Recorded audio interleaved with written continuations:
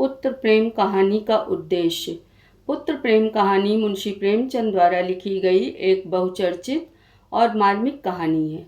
इस कहानी का उद्देश्य एक हृदयहीनता, मनुष्य की हृदयहीनता, संवेदनहीनता और कंजूसी को व्यक्त करना है कि अपने इन्हीं गुणों की वजह से कैसे व्यक्ति एक अपने प्रिय जन को खो देता है।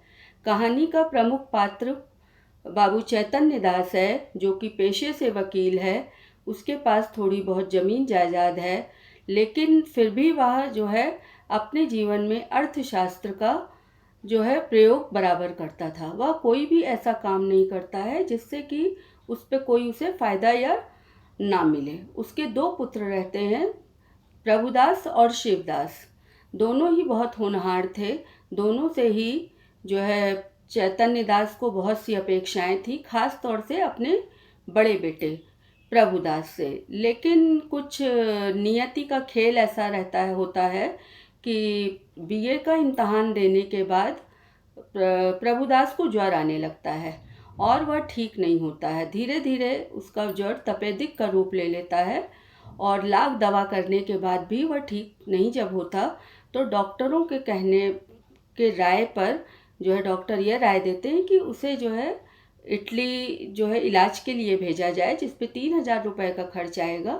लेकिन हो सकता है कि वह ठीक हो जाए और ना भी हो।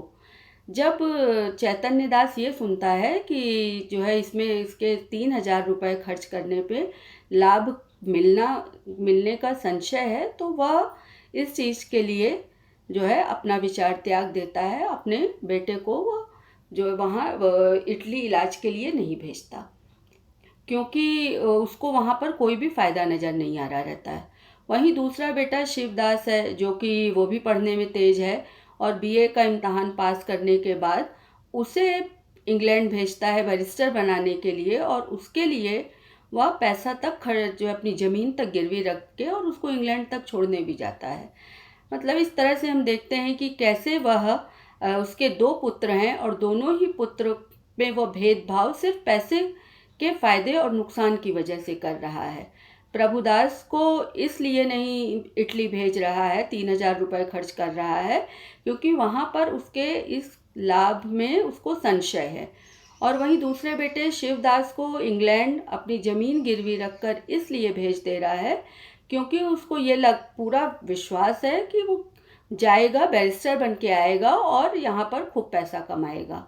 और यहाँ जब कहानी के अंत में जब उसका पुत्र प्रभुदास की मृत्यु हो जाती है और वह चाहे उसको लेकर मणिकर्णिका घाट पर जाता है, तो वहाँ पर उसकी एक दूसरे युवक से मुलाकात होती है, जो कि अपने पिता को बचाने के लिए वह अपनी धन संपदा किसी का मुंह नहीं देखता है। हर तरह के खर्च करके, वह इलाज करके, वह अपने कर्तव्यों से संतुष्ट रहता है, क्योंकि उसका ये मानना था कि एक बार धन जाके वापस आ सकता है, लेकिन अगर व्यक्ति वापस चला गया तो उसे वापस नहीं लाया जा सकता है। युवक के से मिलकर चैतन्य दास की आंखें खुलती हैं और उसे अपनी गलती पर पछतावा होता है। इस तरह से हम देखते हैं कि कहानी का जो मुख्य उद्देश्य है वह यह है कि एक तरफ तो यह बताया है लेखक ने कि किस तरह से व्यक्ति अपनी संवेदनहीनता, अपनी लालच की वजह से अपने प्रियजन को खो देता है, और वहीं दूसरी ओर एक युवक के चरित्र के माध्यम से यह बताने की कोशिश की है कि कैसे इस तरह के भी व्यक्ति हैं जो धन से ज़्यादा व्यक्ति को महत्व देते हैं, क्योंकि लोग उनका यह मानना है कि धन की सार्थकता जो है धन का को सदुपयोग करने पे है, उसको खर्च करने पे है, ना कि उसको बचा कर रखने में है। तो इस तरह से जो है पूरी कहानी पढ़ने के बाद हम यह देखते हैं कि प्रेमचंद जी अपने उद्देश्य में पूरी तरह से सफल हुए हैं।